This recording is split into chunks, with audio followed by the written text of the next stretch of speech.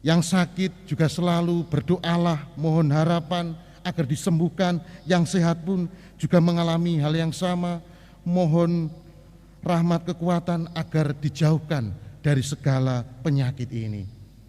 Maka para saudara yang terkasih, kita tetap bersemangat, jangan pernah kita lengah, tetapi tetaplah berpeganglah pada harapan akan Allah, karena Tuhan selalu memberikan rahmat kasih-Nya kepada kita.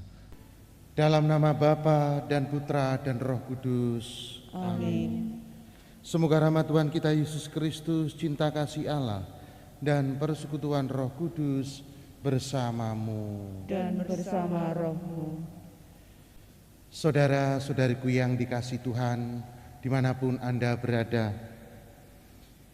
pada hari ini kita akan mendengarkan sabda Tuhan yang mengajak kita semuanya untuk senantiasa merasakan kehadiran Tuhan di dalam hidup kita, merasakan belas kasih dari Tuhan di dalam kehidupan kita.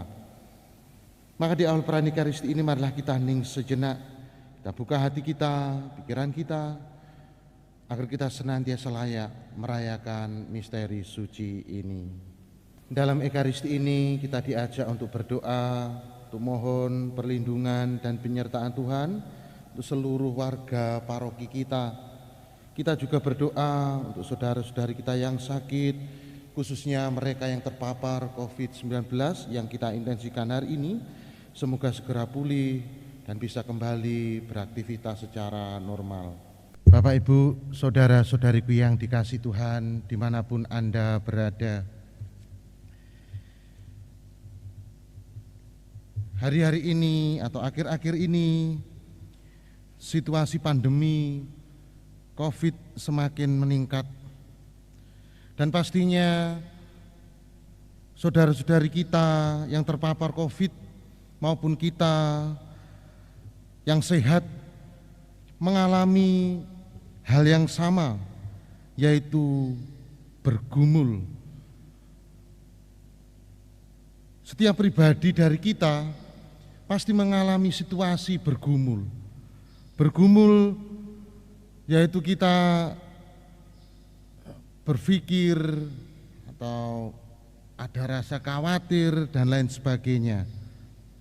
Contoh saja ketika ada saudara-saudari kita yang terpapar, pasti mereka yang terpapar juga bergumul dalam dirinya. Kok bisa saya bisa terpapar seperti ini?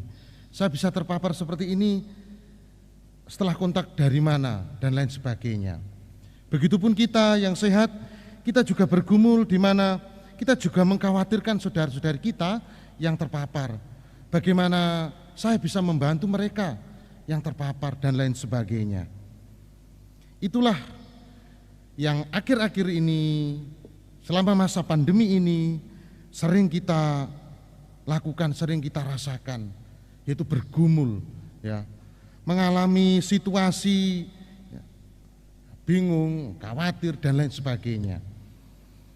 Bergumul dengan keadaan sekitar, dengan pandemi ini juga bergumul dengan keadaan kita, hubungan kita dengan Tuhan. Nah, situasi seperti inilah yang membuat kita, kalau kita terus-terusan bergumul dan kita tidak punya harapan atau sesuatu yang bisa kita pegang, maka kita akan putus asa. Maka pada hari ini sabda Tuhan juga menampilkan sosok yang juga bergumul di dalam dirinya, yaitu dalam bacaan pertama tadi kita mendengarkan kisah Yakub, di mana Yakub bergumul untuk memurnikan imannya kepada Allah. Dikisahkan di dalam kitab Kejadian tadi bahwa ia bangun dan membawa kedua istrinya, kedua budaknya perempuan, dan ke-11 anaknya. Pada malam itu juga ia bersama mereka menyeberang sungai Yabok. Setelah menyeberangkan segalanya, Yakub masih tinggal sendirian. Di saat itulah ia bergulat dengan seorang laki-laki tak dikenal dan berlangsung semalaman hingga fajar menyingsing.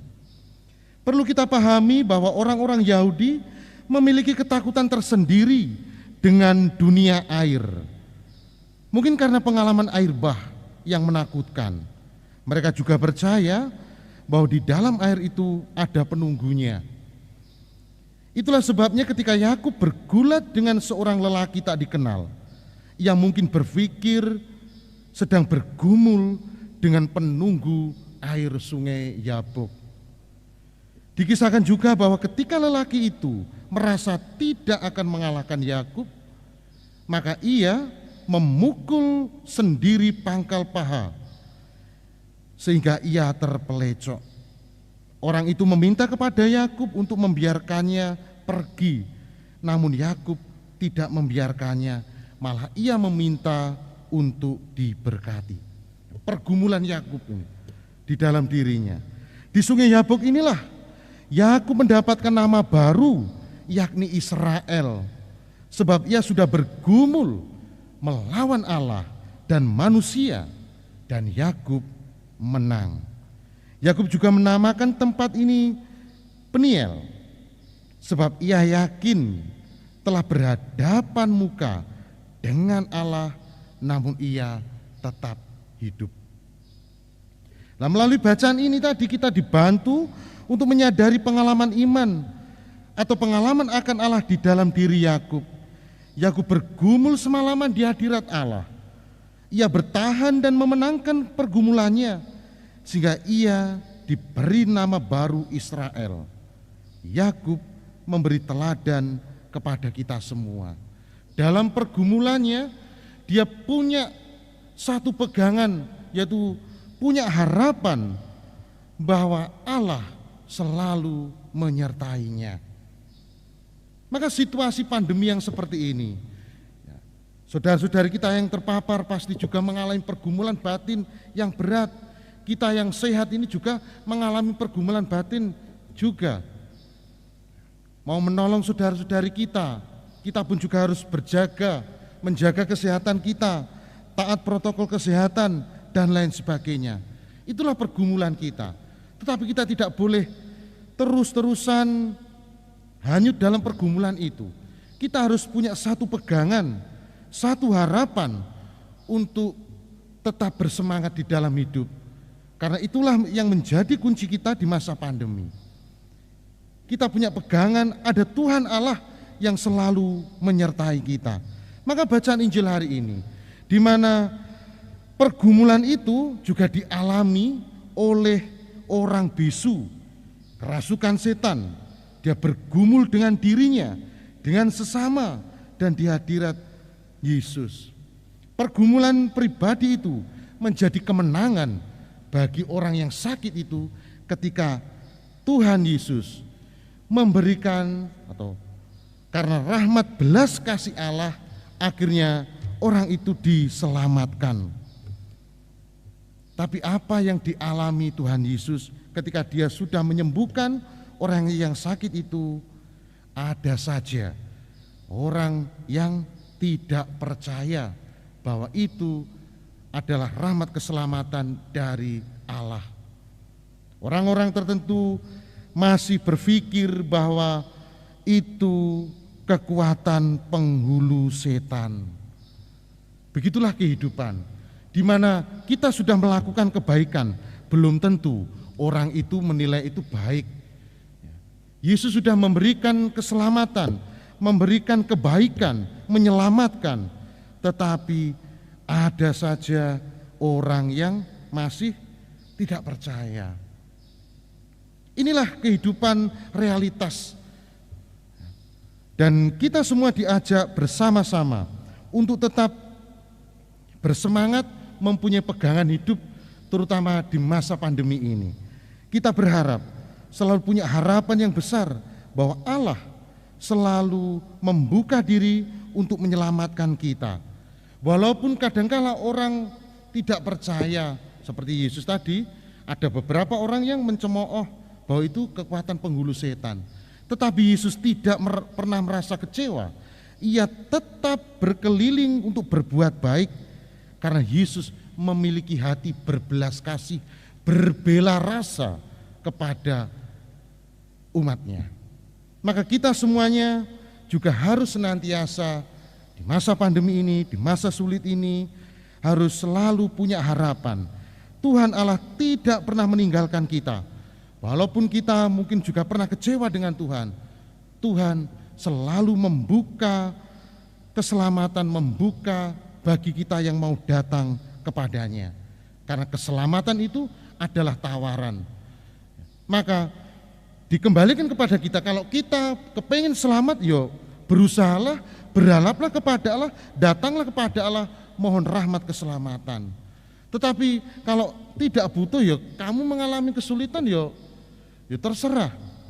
Maka kita semuanya diajak bersama-sama untuk selalu punya harapan agar kita tetap bersemangat, agar kita tidak putus asa menghadapi situasi sulit saat ini, situasi pandemi ini. Maka teruslah kita meminta doa, juga mohon rahmat dari Allah. Yang sakit juga selalu berdoalah, mohon harapan agar disembuhkan. Yang sehat pun juga mengalami hal yang sama, mohon rahmat kekuatan agar dijauhkan dari segala penyakit ini. Maka para saudara yang terkasih, kita tetap bersemangat, jangan pernah kita lengah, tetapi tetaplah berpeganglah pada harapan akan Allah, karena Tuhan selalu memberikan rahmat kasih-Nya kepada kita. Tuhan memberkati. Melihat orang banyak, tergeraklah hati Yesus oleh belas kasih, karena mereka lelah dan terlantar seperti domba tanpa gembala. Tuhan bersamamu dan bersama rohmu. Semoga Allah yang Maha Kuasa memberkati saudara sekalian, Bapa dan Putra dan Roh Kudus. Amin. Saudara-saudari, pergilah, misa sudah selesai. Syukur kepada Allah.